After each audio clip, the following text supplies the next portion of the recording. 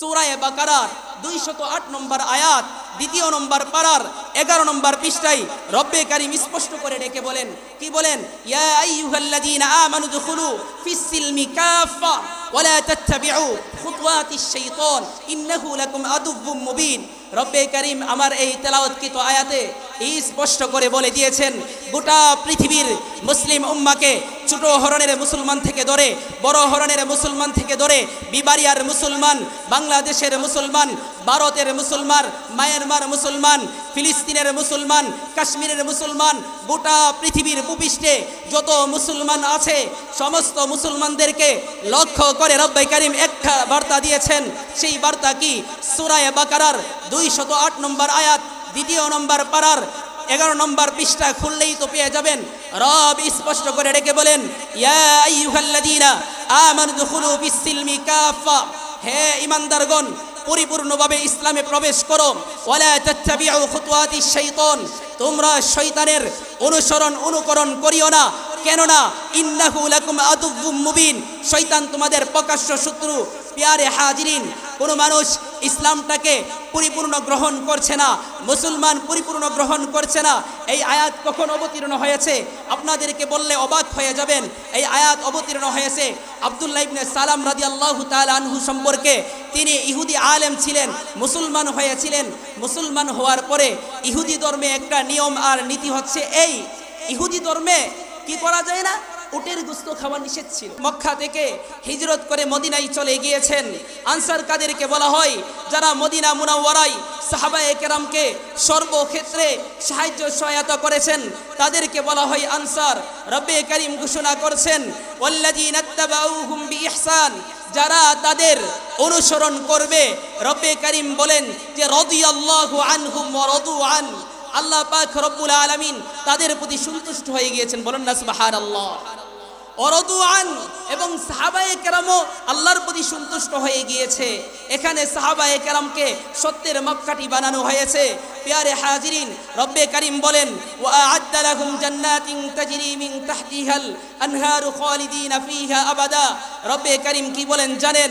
রব্বুল আলামিন বলেন, তাদের জন্য আমি জান্নাত প্রস্তুত রেখেছি, এমন জান্নাত যার তলদেশ দিয়ে নহর প্রবাহিত বলে হবে। বলেন না সুবহানাল্লাহ।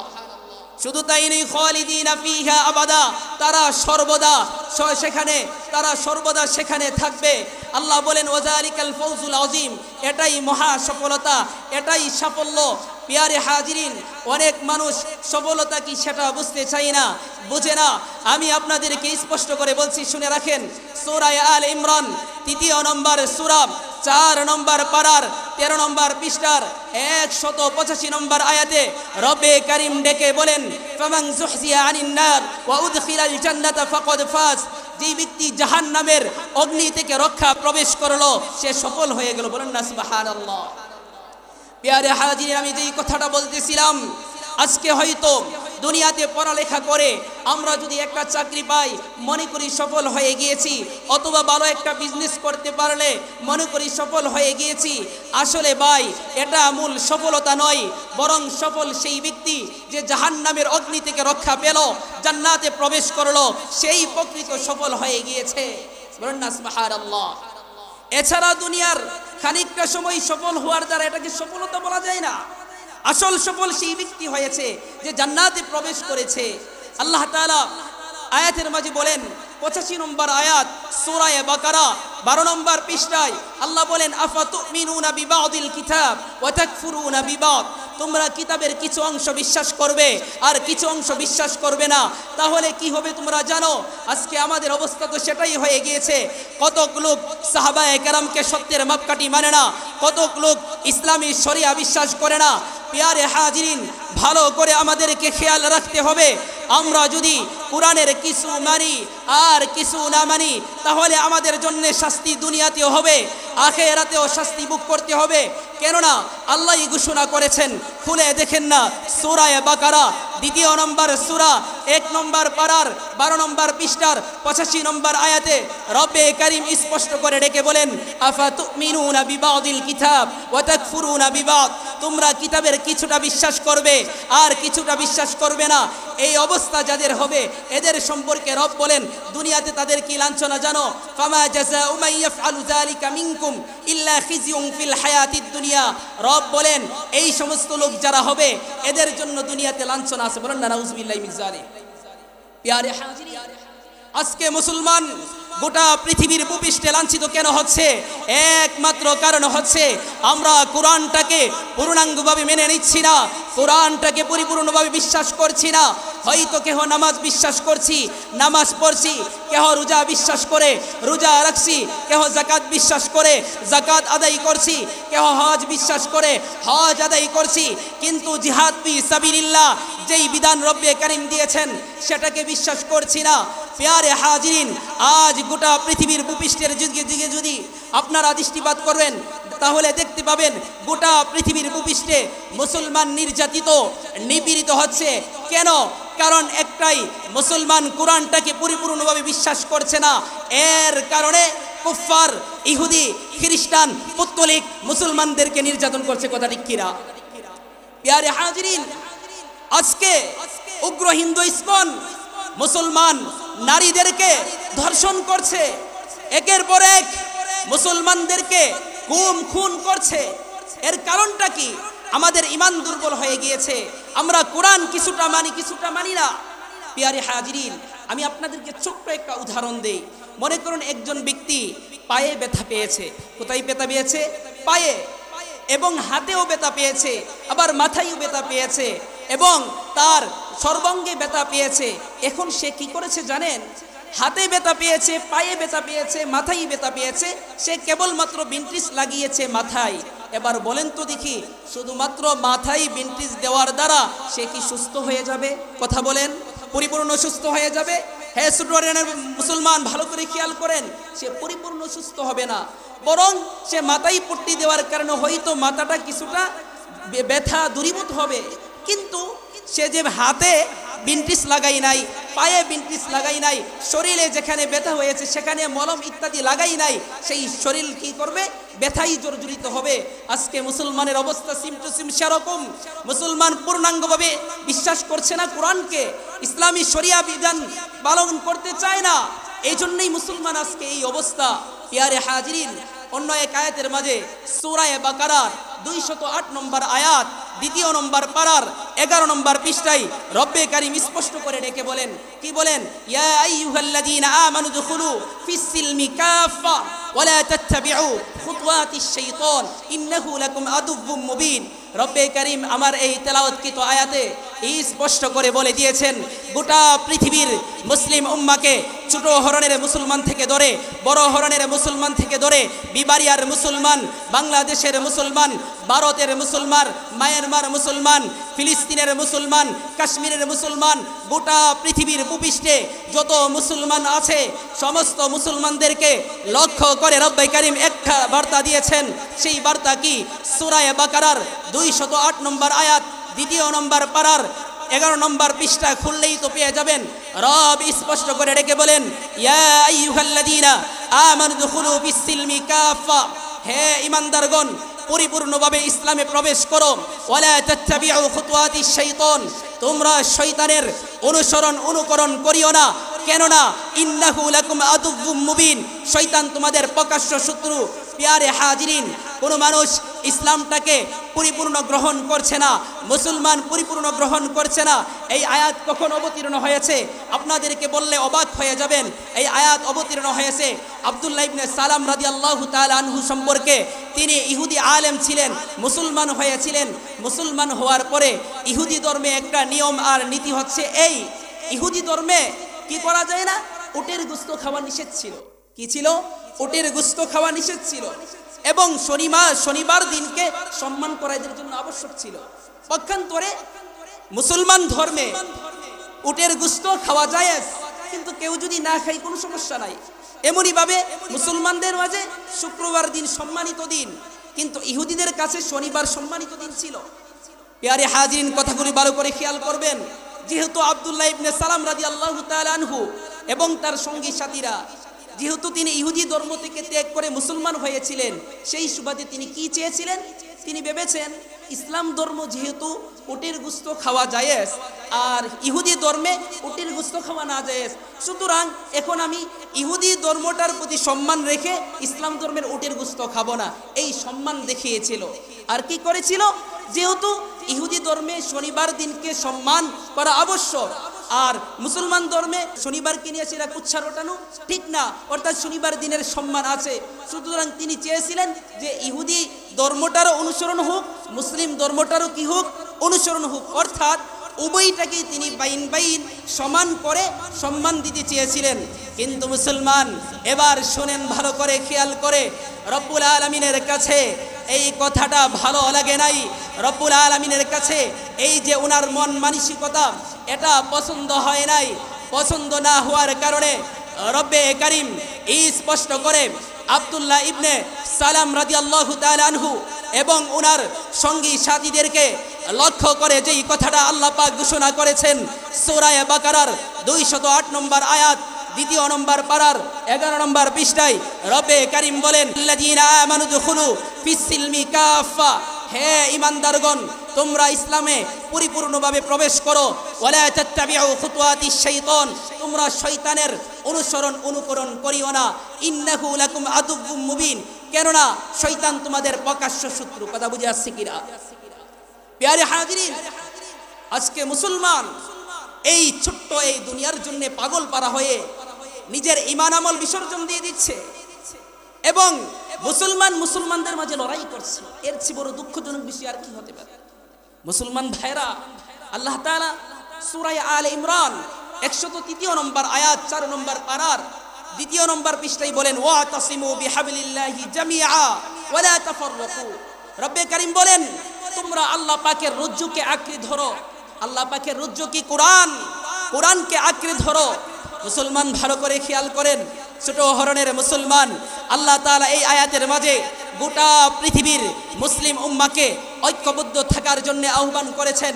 রব্বে কারীম ছোট হরণের মুসলমানকে ভাইয়ে ভাইয়ে বিভেদ থাকার কথা বলে নাই, বরং ঐক্য থাকার কথা বলেছেন। এমনই ভাবে বড় হরণের মুসলমানকে ঐক্য থাকার কথা বলেছেন। পাড়ায় পাড়ায়, মহল্লায় মহল্লায়, গ্রামে গ্রামে, দেশে দেশে, অর্থাৎ গোটা পৃথিবীর ভূপৃষ্ঠে যত মুসলমান আছে সমস্ত মুসলমানকে রব্বে কারীম ঐক্যবদ্ধ থাকার কথা বলেছেন, একত্রিত ঐক্যবদ্ধ থাকার কথা বলেছেন, যেন মুসলমান ঐক্যবদ্ধ থেকে ফাটল না হয়ে যায়। মুসলমান ভালো করে খেয়াল করেন, শয়তান আছে, ইবলিস শয়তান, ইহুদিরা আছে, মানুষ শয়তান, হিন্দুরা আছে, মানুষ শয়তান, পুত্তলিকরা মানুষ শয়তান। ওই সমস্ত শয়তানগুলো চাইবে আমরা মুসলমান ভাই ভাই যেন ফাটল থাকি, ঝগড়া বিবাদ করতে থাকি। কেননা যদি আমরা ভাইয়ে ভাইয়ে ঝগড়া থাকে, আমাদের পাড়ায় পাড়ায় ঝগড়া থাকে, আমাদের গ্রামে গ্রামে ঝগড়া থাকে, আমাদের ইউনিয়ন ঝগড়া থাকে, আমাদের জেলায় জেলায় ঝগড়া থাকে, আমাদের দেশে দেশে ঝগড়া থাকে, তাহলে কি হবে? তাহলে এদের কাছে মূল টার্গেট হচ্ছে মুসলমানকে নির্যাতন করতে পারবে, এটাই হচ্ছে এদের মূল টার্গেট। কথা বুঝে আসছে কিনা? আজকে এই জন্যই তো আজকে বায়ে বায়ে ঝগড়া, বাবা ছেলের ঝগড়া, গ্রামে গ্রামে ঝগড়া, ছোট্ট থেকে একটা ছোট্ট জিনিস নিয়ে ঝগড়াই লেগে যায়। কিন্তু সেদিকে ইহুদি, নাসারা, খ্রিস্টান, পৌত্তলিক মুসলমানকে একের পর এক নির্যাতন করছে। বিশেষ করে বর্তমানে যেই বিষয়টা চলতেছে সেটা হচ্ছে ইসকন। ইসকন হচ্ছে মানবতার দুশ্মন, ইসকন হচ্ছে বাংলাদেশের দুশ্মন, ইসকন হচ্ছে মুসলমানের দুশ্মন। এদের মূল টার্গেট হচ্ছে অখণ্ড ভারত বানানো, এটা হচ্ছে এদের মূল টার্গেট। সেই মিশন নিয়ে তারা গুপ্তচর ব্যক্তি। আর এই ইসকন হচ্ছে ইহুদিদের একটা গুপ্তচর, ইহুদিদের একটা সংগঠন। প্রিয় হাজিরিন, এই লোকগুলির মূল টার্গেট হচ্ছে লাভ জিহাদের নামে মুসলিম রমুরদেরকে প্রেমের ফাঁদে ফেলে এদেরকে দর্শন করা। বলেন না নাউজুবিল্লাহি মিন যালিক। আজ এগুলো হচ্ছে আবার নাটকও সাজানো হচ্ছে। প্রিয় হাজিরিন, জাতীয় পর্যায়ে যে মিডিয়াগুলি আছে তারা কোনোদিন ইসকনের বিরুদ্ধে কথা বলে না। আজকে হিন্দুরা আপনারা দেখেছেন 13 বছরে এক মাদ্রাসার ছাত্রীকে ইসকনের এক লোক দর্শন করেছে, কিন্তু সেটা নিয়ে জাতীয় পর্যায়ে মিডিয়াগুলো কোনো কথা বলছে না। প্রিয় হাজিরিন, ইসকন একের পর এক গুপ্তচর ভিত্তিক মুসলমানকে নির্যাতন করছে, মুসলিম রমণীদেরকে এদেরকে প্রেমের ফাঁদে ফেলে ভারতের জুন পল্লীতে বিক্রি করে দিচ্ছে। বলেন না নাউজুবিল্লাহি মিন যালিক। এগুলো মিডিয়া প্রকাশ করে না, কিন্তু ভাই ভালো করে খেয়াল করেন, আজকে যদি কোনো একটা মাদ্রাসার ছাত্র যদি মনে করেন হিন্দুদের কোনো একটা মেয়েকে দর্শন করত, তাহলে জাতীয় পর্যায়ে মিডিয়াগুলি সারা বিশ্ব কাঁপিয়ে ফেলতো। কিন্তু এরা ওই ইসকনের কাছে বিক্রি হয়ে যাচ্ছে, বিক্রি হয়ে গিয়েছে। প্রিয় হাজিরিন, আমার কথাগুলি ভালো করে খেয়াল করবেন। আজকে আমরা দুনিয়ার প্রতি ভালোবাসা আমরা আসক্ত হয়ে গিয়েছি। মুসলমান ভালো করে খেয়াল করেন, রব্বুল আলামিন দুনিয়ার প্রতি যেই মানুষগুলি ভালোবাসায় আসক্ত হয়ে গিয়েছে, এই সমস্ত মানুষগুলিকে লক্ষ্য করে কি বলেন জানেন? সূরাতুজ যুখরুফ 43 নম্বর সূরা 25 নম্বর পারার 10 নম্বর পৃষ্ঠায় বলেন, ওয়ালাউলা আইয়াকুনান নাস উম্মাতান ওয়াহিদা লাজআলনা লিমান ইয়াকফুরু বির-রাহমান লিবুয়ুতিহিম সুকুফাম মিন ফিদ্দাতিন ওয়া মাআরিজ আলাইহা ইয়াজহারুন ওয়া লিবুয়ুতিহিম আবওয়াবান ওয়া সুররান আলাইহা ইয়াত্তাকিউন ওয়া যুখরুফা ওয়া ইন কুল্লু যালিকা লাম্মা মাতাউল হায়াতিদ দুনিয়া ওয়াল আখিরাতু ইনদা রাব্বিকা লিল মুত্তাকিন। রব্বে কারীম স্পষ্ট করে বলেন, মুসলমান ভালো করে খেয়াল করেন, আল্লাহ পাক রব্বুল আলামিন 43 নম্বর সূরা যুখরুফের আল্লাহ তাআলা ঘোষণা করেছেন 34-35 নম্বর আয়াতে 10 নম্বর পৃষ্ঠায় বলেন, ওয়ালাউলা আইয়াকুনান নাস উম্মাতান ওয়াহিদা। আল্লাহ বলেন, যদি গোটা পৃথিবীর মানুষগুলি কাফের হয়ে যাবে এই আশঙ্কা আমি না করতাম, তাহলে কি করতাম জানো? লাজআলনা লিমান ইয়াকফুরু বির-রাহমান, যারা রব্বুল আলামিনের নাফরমানি করে অস্বীকার করে, লাজআলনা লিমান ইয়াকফুরু বির-রাহমানি লিবুয়ুতিহিম সুকুফাম মিন ফিদ্দাতিন ওয়া মাআরিজ আলাইহা ইয়াজহারুন। রব্বে কারীম বলেন, ওই সমস্ত নাফরমান বান্দাদের ঘরের ছাদগুলি আমি রূপা দিয়ে বানিয়ে দিত। কি দিয়ে বানিয়ে দিত? রূপা দিয়ে। শুধু ভাই তাই নয়, বরং রব্বে কারীম বলেন, রূপা দিয়ে তাদের ছাদই বানিয়ে আমি ক্ষান্ত থাকতাম না, বরং এরা যেই সিঁড়ি দিয়ে 2 তলা 3 তলা 4 তলা 5 তলায় উঠে, 10 তলা 20 তলায় উঠে, সেই সিঁড়িগুলোকে রূপা দিয়ে বানিয়ে দিতাম। এরপরে বলেন, শুধু সিঁড়ি দিয়েই বানিয়ে আমি ক্ষান্ত থাকতাম না, বরং আমি এদের দরজাগুলিও রূপা দিয়ে বানিয়ে দিতাম। এমনকি এরা যেই খাটের মাঝে পালঙের মাঝে ঘুমায়, সেই পালংগুলিও রূপা দিয়ে বানিয়ে দিতাম। এরপরে রব বলেন, শুধু এতটুকুই করে ক্ষান্ত থাকতাম না, ও যুখরুফা, বরং ছাদ, বরং এদের সিঁড়ি, বরং এরা যে খাটের মাঝে ঘুমায় এবং এদের যেই দরজাগুলি আছে সেটা স্বর্ণ দিয়ে বানিয়ে দিতাম। কি দিয়ে বানিয়ে দিত? স্বর্ণ দিয়ে বানিয়ে দিত। রব্বে কারীম বলেন, ওয়া যুখরুফা ওয়া ইন কুল্লু যালিকা লাম্মা মাতাউল হায়াতিদ দুনিয়া, তবে শুনে রাখো এটা দুনিয়ার ভোগ সামগ্রী মাত্র। ওয়াল আখিরাতু লিল মুত্তাকিন, আর আখিরাত আঞ্জাম অর্থাৎ আখিরাতের শেষ পরিণতি কেবল মুত্তাকিদের জন্য। বলেন না সুবহানাল্লাহ। অর্থাৎ এই আয়াতের মাঝে যারা রিক্সা চালক, যারা ভ্যান চালক, যারা দিন মজুর, এদেরকে যেই মেসেজটা দিয়েছেন, রব বলতেছেন, হে রিক্সা চালক, হে ভ্যান চালক, দিন মজুর, তোমরা যারা হালালভাবে ইনকাম করো, তোমরা ভালো করে শুনে রেখো, তোমরা ঘাবড়ানোর কোনো কিছু নাই। আজকে যেই সমস্ত মানুষগুলি হারাম পথে চলে, সুদ খায়, ঘুষ খায়, অন্যের সম্পদ আত্মসাৎ করে, তোমরা ভালো করে খেয়াল রেখো, যারা রবের নাফরমানি করে, আমি রব তো ঘোষণাই করে দিয়েছি, এদের জন্যে রূপা দিয়ে ছাদ তৈরি করে দিতাম, এদের জন্যে ছাদ, এদের জন্যে সিঁড়িগুলো রূপা দিয়ে তৈরি করে দিতাম, এদের জন্যে হাটগুলি রূপা দিয়ে তৈরি করে দিতাম। শুধু এতটুকুই নয়, বরং স্বর্ণ দিয়ে রূপ তৈরি করে দিতাম। তবে মুসলমান ভালো করে খেয়াল করো, এগুলো হচ্ছে স্বল্প ভোগ সামগ্রী দুনিয়ার মাত্র, আর আখিরাতে শেষ পরিণতি কেবল যারা মুত্তাকিন। বলেন না সুবহানাল্লাহ। তাহলে কি বুঝতে পারলেন? দুনিয়ার টাকা পয়সা, বাড়ি গাড়ি, ব্যাংক ব্যালেন্স যাদের আছে এরা সফল হয়ে গেছে। কথাটা কি এরকম? অবশ্যই না, বরং আপনি যদি নাফরমানি করেন, এই সম্পদ আপনার জন্য লাঞ্ছনার কারণ হবে, বঞ্চনার কারণ হবে। প্রিয় হাজিরিন, আল্লাহ তাআলা সূরা আলে ইমরানের 196 এবং 97 নম্বর আয়াতে বলেন, 4 নম্বর পারার 15 নম্বর পৃষ্ঠায় আল্লাহ বলেন, লা ইয়াগুররান্নাকা তাকাল্লুবুল লাযিনা কাফারু ফিল বিলাদ মাতাউন কলিল সুম্মা মাওয়াহুম জাহান্নাম ওয়া বিসাল মাসির। মুসলমান ভালো করে খেয়াল করে ঘোষণা করেছেন, লা ইয়াগুররান্নাকা তাকাল্লুবুল লাযিনা কাফারু ফিল বিলাদ। আয়ে রাসূল করিম সাল্লাল্লাহু আলাইহি সাল্লাম, যারা আল্লাহ পাকের নাফরমানি করে, লা ইয়াগুররান্নাকা, আপনাকে যেন দুঃখাই না ফেলে এদের বিচরণ, এদের চলাফেরা, অর্থাৎ যারা রব্বুল আলামিনের নাফরমানি করে, এরা যে এয়ার কন্ডিশনে থাকে, এরা যে প্রাইভেট কার দিয়ে চলে, এরা যে উড়োজাহাজ দিয়ে চলে, এরা যে ভিআইপি পার্সেন্ট খানা খায়, এরা যে ভিআইপি পার্সেন্ট থাকে, এগুলোকে দেখে এগুলো যেন আপনাকে দুকাই না ফেলে। কেননা মাতাউদ দুনিয়া কলিল, দুনিয়া স্বল্প, মাতাউদ দুনিয়া কলিল মাওয়াহুম জাহান্নাম, এদের জন্য ঠিকানা হচ্ছে জাহান্নাম। বলেন না নাউযুবিল্লাহি মিন যালিক। প্রিয় হাজিরিন, দুনিয়া আল্লাহর কাছে কোনো মূল্য নাই। আল্লাহ রাসূল সাল্লাল্লাহু আলাইহি সাল্লাম তিরমিজি শরীফের 2320 নম্বর হাদিসের মধ্যে বলেন, হযরত রাসূল করিম সাল্লাল্লাহু আলাইহি সাল্লাম বলেন, আন সাহল ইবনে সাদ রাদিয়াল্লাহু আনহু قال قال النبي صلى الله عليه وسلم لو كانت الدنيا تعدل عند الله جناح بعوضة ما سقى كافر منها شربة ماء। এই হাদিসে রাসূল অত্যন্ত ভয়ঙ্কর একটা কথা বলেছেন ওই সমস্ত লোকদিগণকে যারা দুনিয়ার জন্য পাগল হয়ে যায়। রাসূল কি বলেন? এই দুনিয়াটা যদি রব্বুল আলামিনের কাছে একটা মাছির দানা পরিমাণ মূল্য হতো, দামি হতো, তাহলে আল্লাহ তাআলা একটা কাফেরকেও এক ফোঁটা পানি পান করাতেন না। বলেন না সুবহানাল্লাহ। কি বুঝতে পারলেন দুনিয়াটা অনেক দামি? অবশ্যই না, এই দুনিয়াটা দামি নয়। ইমাম গাজালি রহিমাহুল্লাহ তাবলিগে দ্বীন নামক গ্রন্থের মাঝে লিখেন, এই গোটা দুনিয়াটা অর্থাৎ এই ছোট হরণের ভূমি থেকে ধরে গোটা পৃথিবীর ভূপৃষ্ঠ থেকে ধরে আকাশ পর্যন্ত, সাত জমিন সাত আকাশ পর্যন্ত যদি সরিষার দানা দিয়ে ভরপুর করে দেওয়া হয়, আর 1000 বছর পরে একটা করে পাখি যদি একটা দানা নিয়ে যায়, তাহলেও কোনো না কোনো দিন এই দুনিয়া শেষ হয়ে যাবে। না সুবহানাল্লাহ। তাহলে কি বুঝলেন?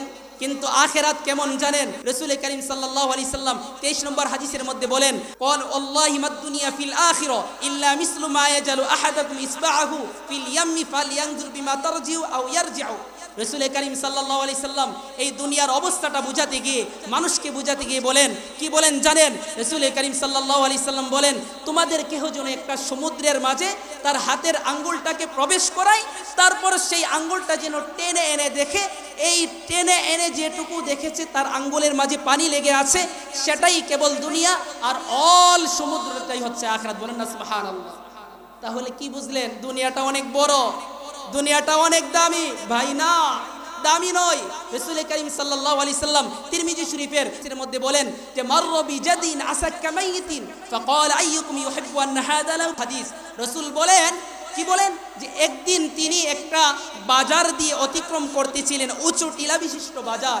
সেখানে রাসূল করিম সাল্লাল্লাহু আলাইহি সাল্লাম ছোট্ট একটি মৃত ছাগল ছানা দেখতে পেয়ে তার কর্ণ ধরে কান ধরে সাহাবায়ে কেরামকে বললেন, হে সাহাবীরা, তোমাদের কেহ কি আছে যে 1 দিরহামের বিনিময়ে এই ছাগল ছানাটাকে ক্রয় করবে?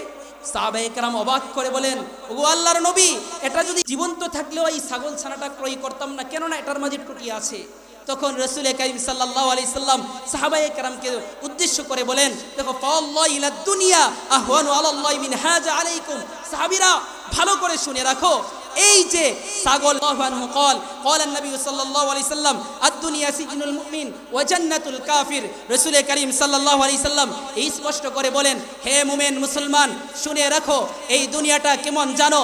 মুমিন মুসলমানের জন্য কয়েদখানা, জেলখানা। মুসলমান ভালো করে খেয়াল রাখো। আর যারা কাফের, এদের জন্য হচ্ছে এই দুনিয়াটা হচ্ছে জান্নাত। কেননা মুসলমান, ভালো করে খেয়াল রাখো, মুসলমানের জন্য এই দুনিয়াতে আসল ঠিকানা নয়। মুমিন মুসলমান জিনারা হবেন, তাদের আসল ঠিকানা কোথায় বলেন তো দেখি? জান্নাত। কথা বলে নাকি? কোথায়? জান্নাতে। এই জন্য রব্বুল আলামিন মুমিন মুসলমানকে বলতেছেন, দেখো, এই দুনিয়াতে তোমাদের চলার ক্ষেত্রে রব্বে কারিমের বিধানাবলী মেনে তোমাদের চলতে হবে। এই দুনিয়াতে তোমরা রব্বুল আলামিনের বিধানের বহির্ভূত চলতে পারবে না। ইসলামী শরিয়া আইন যারা মানে না, এই সমস্ত লোকদের কথা অনুযায়ী চলা যাবে না। কোরআন সুন্নাহর বিধান অনুযায়ী খেলাফত আলা মিনহাজিন নবুয়া প্রতিষ্ঠা করার চিন্তা চেতনা যাদের নাই, এই সমস্ত লোক দিগণের অনুকরণ করা যাবে না। প্রিয় হাজিরিন, আল্লাহ তাআলা একটা সীমারেখা দিয়ে দিয়েছেন। মুসলমান যা ইচ্ছা তাই করতে পারে না। রব যেটা বলেছেন, সরকারে কায়নাত যে আদর্শ দিয়েছেন, সেই আদর্শ অনুযায়ী চলতে হবে।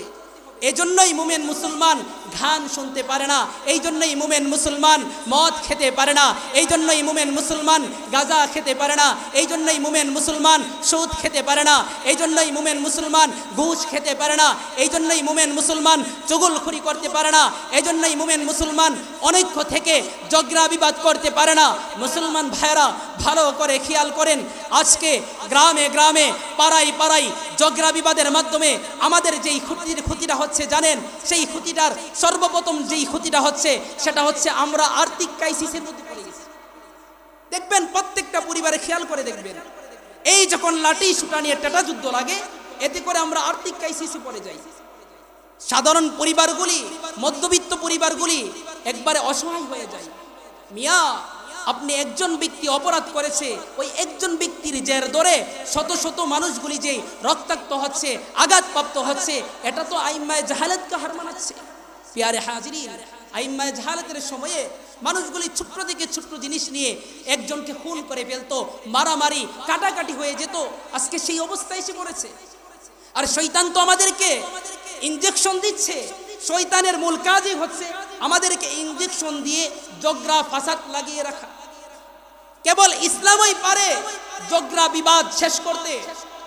আউস আর খাজরাজ গোত্র, এরা বছর কি বছর, এরা বছর কি বছরের পর বছর, যুগ কি যুগ ঝগড়া ফাসাদ লেগে থাকতো। কিন্তু রাসূল করিম সাল্লাল্লাহু আলাইহি সাল্লাম ইসলামের মাধ্যমে এদেরকে এমন ঐক্য দান করলেন, এরা ভাই ভাই হয়ে গেল। আর রব্বুল আলামিন তো বলেছেন, ওই যে রাদিয়াল্লাহু আনহুম ওয়া রাদু আন, তারা আল্লাহর প্রতি সন্তুষ্ট, আল্লাহ তাদের প্রতি সন্তুষ্ট। রাদিয়াল্লাহু আনহুম, রব তাদের প্রতি সন্তুষ্ট, ওয়া রাদু আন, এবং তারাও রবের প্রতি সন্তুষ্ট। ইয়ারে হাজিরিন, অথচ এই মানুষগুলি ইসলাম গ্রহণ করার আগে ওমর ছিল জানোয়ার, যখন ইসলাম গ্রহণ করে ফেললেন হয়ে গেলেন আনোয়ার, গোটা পৃথিবীর মাতার তাজ হয়ে গেলেন। ওমরের নাম শুনলে ইহুদি, নাসারা, খ্রিস্টান, পুত্তলিক কাঁপতে থাকে। এই ওমর প্রথমে তো ইসলাম গ্রহণ করে নাই, সরকারে কায়নাতের মাথা নেওয়ার জন্য রওনা দিয়েছিলেন। ওই ঘটনার দিকে যাওয়ার সময় নাই। মুসলমান ভাইরা খেয়াল করে দেখেন, আল্লাহর নবী সাল্লাল্লাহু আলাইহি সাল্লামের মাথা আনতে গিয়ে নিজের মাথাটাই দিয়ে দিলেন। বলেন না সুবহানাল্লাহ। ইসলামের জন্য দিয়ে দিলেন। আর ইসলামের জন্য দেওয়ার পরেই ওমর ইবনুল খাত্তাব দামি হয়ে গেলেন। সাহাবায়ে কেরাম, আবু বকর, ওমর ইবনুল খাত্তাব, এমনইভাবে উসমান ইবনে আফফান, আলী রাদিয়াল্লাহু তাআলা আনহু, ওনারা দামি হয়ে গেলেন। মুসলমান ভালো করে খেয়াল করবেন, শুধুমাত্র সৌন্দর্য, টাকা, ক্ষমতা থাকলেই দামি হওয়া যায় না। আমি আপনাদেরকে দুইটা কথা বলি, দুইজন ব্যক্তির ঘটনা বলি। এক হচ্ছে আবু জাহেল। সে কি ছিল? সে সুন্দর ছিল, সে অনেক সুন্দর ছিল, আবার সে নেতাও ছিল, আবার অর্থকড়ির অভাব ছিল না। তিনটা গুণ। কয়টা গুণ ছিল? সুন্দর, টাকা, নেতা। ভালো করে খেয়াল করেন, সুন্দর, অর্থকড়ি এবং নেতাগিরি, এই তিনটা কার ছিল? আবু জাহেলের ছিল। কিন্তু ইতিহাস যদি আপনারা অধ্যয়ন করেন, আবু জাহেলের নাম শোনা মাত্র ইহুদিরাও আবু জাহেলের নাম রাখে না, খ্রিস্টানরাও আবু জাহেল নাম রাখে না, বুদ্ধরাও আবু জাহেল নাম রাখে না, হিন্দুরাও আবু জাহেল নাম রাখে না। অন্যদিকে আপনারা লক্ষ্য করেন, বেলালে হাবশি, তিনারও তিনটা গুণ দেখেন, ভালো করে খেয়াল করেন। তিনি ছিলেন কালো। কি ছিলেন? কালো। আবার তিনি ছিলেন হত দরিদ্র, টাকা পয়সা ছিল না। আবার তৃতীয় নম্বর তিনি ছিলেন গোলাম। কি ছিলেন? কথা বলেন। গোলাম। তাহলে আজকে আপনারা ভালো করে বুঝে নেবেন, সুন্দর হলেই দামি হওয়া যায় না, টাকাওয়ালা হলেই দামি হওয়া যায় না, ক্ষমতা থাকলেই দামি হওয়া যায় না। ক্ষমতা তো ছিল মিসেস বাংলার ফেরাউন শেখ হাসিনা। ক্ষমতা কোথায় চলে গেল? পিয়ারে হাজিরিন, ক্ষমতা নিয়ে দাপট দেখেন না। ফেরাউনের ক্ষমতা ছিল, আবু জাহেল, উতবা, শাইবাদের ক্ষমতা ছিল, নমরুদের ক্ষমতা ছিল। সব কটাকে রব্বে কারিম ধ্বংস করে দিয়েছেন। পিয়ারে হাজিরিন, বেলালের কথাটা শুনেন। তাহলে বেলালের কি ছিল? উনি ছিলেন কালো, কুশ্রী। আবার উনি ছিলেন হত দরিদ্র, টাকা পয়সা ছিল না। আবার তিনি কি ছিলেন? আবার গোলাম। কিন্তু রব্বুল আলামিনের কাছে বেলালের দাম আছে না নাই? কথা বলেন, আছে না নাই? কত বেশি, কত বেশি, এটার কোনো হিসাবও নাই। সরকারে কায়নাত জান্নাতে গিয়ে বেলাল রাদিয়াল্লাহু তাআলা আনহুর পায়ের জুতার আওয়াজ শুনতে পাই। বলেন না সুবহান। এবার ভালো করে খেয়াল করেন, অন্যদিকে ওই আবু জাহেল জাহান্নামে চলে গিয়েছে। ক্ষমতাও ছিল, টাকাও ছিল, অর্থকড়ি, সৌন্দর্যও ছিল, কিন্তু দামি হতে পারে নাই। তাহলে বোঝা গেল দামি হতে হলে কিসের দরকার? ঈমানের দরকার। কথা বলেন, কিসের দরকার? ঈমানের দরকার। ঈমানের সঙ্গে আমলের দরকার। সূরা কাফের সর্বশেষ 18 নম্বর সূরা 16 নম্বর পারার 3 নম্বর পৃষ্ঠা খুললেই তো আপনারা পাবেন। 4 নম্বর পৃষ্ঠার শেষ দিকে শেষ নম্বর আয়াতে আল্লাহ বলেন, ফামান কানা ইয়ারজু লিকা রাব্বিহি ফালইআমাল আমালান সালিহান ওয়ালা ইউশরিক বিইবাদাতি রাব্বিহি আহাদা। রব্বে কারীম এই আয়াতের মাঝে স্পষ্ট করে বলেন, যারা রবের সঙ্গে মুলাকাত করার আশা রাখে, ইচ্ছা রাখে, অভিলাষ যাদের আছে, এরা যেন কি করে, ফালইআমাল আমালান সালিহা, তারা যেন সৎ কর্ম ভালো কাজ করে। বলেন না সুবহানাল্লাহ। আজকে যে এই ছোট হরণ নূরে মদিনা জামে মসজিদ কমিটির উদ্যোগে 3 দিন ইসলামী এই জলসার ইসলামী তাফসীর মাহফিলের ব্যবস্থা করেছে, এরা ভালো কাজ করে নাই খারাপ কাজ করেছে? বলেন তো দেখি। ভালো কাজ করেছে। রব বলেন ফালইআমাল আমালান সালিহা, যারা রবের সঙ্গে মুলাকাত করার আশা রাখে সে যেন সৎ কর্ম ভালো কাজ করে। বলেন না সুবহানাল্লাহ। ফালইআমাল আমালান সালিহা, ভালো করে বুঝেন, আমলটা যেন পার্লারে গিয়ে সাজার মতো। কিসের মতো? পার্লারে যেই সুন্দরী রূপসী তন্নিরা গিয়ে সাজে, সাজগোজ দেখেছেন কিনা আপনারা? পার্লারে গিয়ে সাজার মতো। যেই ব্যক্তি পার্লারে গিয়ে সাজলো, এর উদাহরণটা আমি বুঝাচ্ছি আপনাদেরকে, দেখেন। আমলটাও সেরকম। মনে করেন একজন সুন্দরী রূপসী তন্নি নারী পার্লারে গিয়ে সেজেছে, দিনভর 2 ঘন্টা 4 ঘন্টা লাগিয়ে সাজার পরে ওই সাজের মাঝে যদি গাম কিংবা পানি লেগে যায়, বলেন তো দেখি সৌন্দর্য বিনষ্ট হয়ে যায় নাকি বিনষ্ট থাকে? সৌন্দর্য বিনষ্ট হয় না? বলেন তো দেখি। সৌন্দর্য বিনষ্ট হয়ে যায়। ইয়ারে হাজিরিন, 3 ঘন্টা 4 ঘন্টা লাগিয়ে সেজেছে, এত সুন্দর চেহারা বানিয়েছে, কিন্তু মুসলমান যখন পানি লেগে যায়, চোখের পানি হোক অথবা সাধারণ টিউবওয়েলের পানি হোক, লাগার কারণে যেমন বিনষ্ট হয়ে যায়, চেহারার সৌন্দর্য থাকে না, ঠিক আমার আর আপনার আমলেরও সেই অবস্থা। আমি নামাজ পড়লাম, আমি রোজা রাখলাম, আমি হজ করলাম, আমি যাকাত দিলাম, আমি জিহাদ ফি সাবিলিল্লাহ করলাম, আমি ভালো কাজ করলাম, এই ভালো কাজের বিল ততক্ষণ আছে যতক্ষণ পর্যন্ত নাই আমলের সঙ্গে শিরিক নামক ওই গুনাহ নিমজ্জিত না হবে। কথা বুঝে আসছে কিনা? আল্লাহ বলেন আমল করো, পরে কি করো? ওয়ালা ইউশরিক বিইবাদাতি রাব্বিহি আহাদা, রবের সঙ্গে শরীক করা যাবে না। আপনি যদি আমল করলেন আবার রবের সঙ্গে শরীক বানালেন, আপনি নেতাকে বানালেন মাবুদ, এমন লোক আছে কি নাই? কথা বলে না কে? নেতাকে মাবুদ বানিয়ে ফেলে এমন লোক সমাজে আছে কি নাই? অহরহর আছে। প্যারে হাজিরিন, আল্লাহ তাআলা সূরা মুহাম্মদ 47 নম্বর সূরা 26 নম্বর পারার 8 নম্বর পৃষ্ঠার 19 নম্বর আয়াতের মাঝে বলেন, ফাআলাম আন্নাহু লা ইলাহা ইল্লাল্লাহ। রব বলেন জানো, জানো, শিখো, বুঝো। কি বুঝবে? যে আন্নাহু লা ইলাহা ইল্লাল্লাহ, সেটা হচ্ছে এই ইলম যে আল্লাহ ছাড়া কোনো ইলাহ নাই। আর এই ইলম কেবল দেখবেন ছোট নূরে মদিনা জামি মসজিদের ইমাম সাহেব যিনি আছেন, উনি ছোট্ট ছোট্ট কচি কচি মাসুম বাচ্চাদেরকে শিক্ষা দিয়ে। কথা ঠিক কিনা? প্যারে হাজিরিন, ভালো করে বুঝে নেন রব কি বলেছেন, জানো, শিখো, বুঝো। সেটা কি? যে রব ছাড়া কোনো ইলাহ নাই। কিন্তু প্যারে হাজিরিন, আজকে মানুষগুলি গণতন্ত্র পূজা করে ইসলামকে বিসর্জন দিয়ে দিচ্ছে। গণতন্ত্রের কুফরি এই মতবাদের মাধ্যমে মুসলমান ইসলাম থেকে বহির্ভূত হয়ে যাচ্ছে, সেটা টেরও পাচ্ছে না। সে মনে করছে যে আমি তো ভালো পথেই আছি।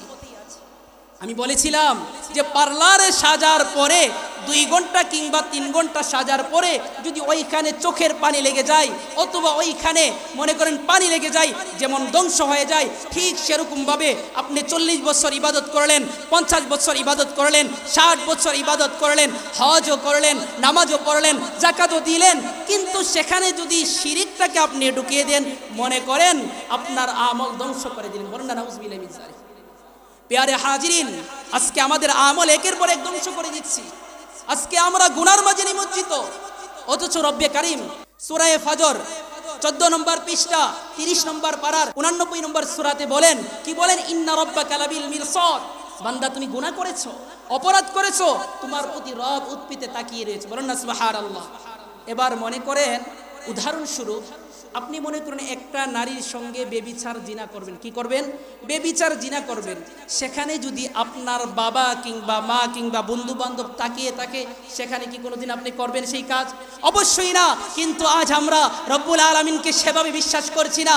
এজন্যই আয়াতের শুরুতে বলেছিলাম, আফাতুমিনুনা বিবাদিল কিতাব ওয়া তাকফুরুনা বিবাদ। তোমরা কি করো? কিতাবের কিছু অংশ বিশ্বাস করো আর কিছু অংশ ছুঁড়ে মেরে দাও। যেটা মনের সঙ্গে মিলে যায় বলো আলহামদুলিল্লাহ, অ্যাকসেপ্ট করলাম। যেটা মনের সঙ্গে মিলে না বলো সেটাকে গ্রহণযোগ্য নয়। আবার আলেম যদি সেই কথাটা বলে আলেম রাজনীতির কথা বলে। কিসের কথা বলে? আরে প্যারে হাজিরিন, রাজনীতি কি কোরআনের বাহিরে নাকি ভিতরের বেশি? বলেন তো দেখি। রাজনীতি কোরআনের বিষয়, কোরআনের বহির্ভূত বিষয় নয়, কোরআনের এই বিষয়।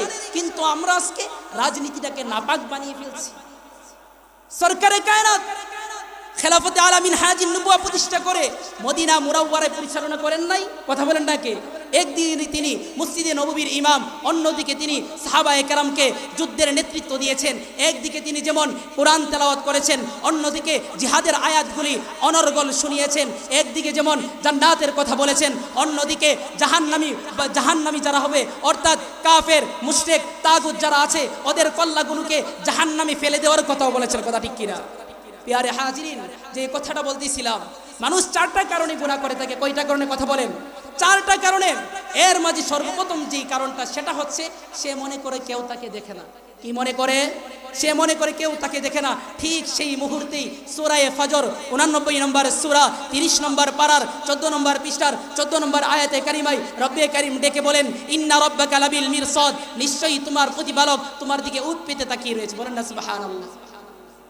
দেখবেন সাধারণত ছোট্ট ছোট্ট ছেলেরা পাখি মারার জন্য যেভাবে তীর একবারে যেন ফাইট পাই গিয়ে পাখিটার উপর পড়ে যেমন উৎ পেতে তাকিয়ে থাকে, রব্বে কারিম এর চেয়েও বেশি নিখুঁতভাবে উৎ পেতে তাকিয়ে আছেন। বলেন না সুবহানাল্লাহ।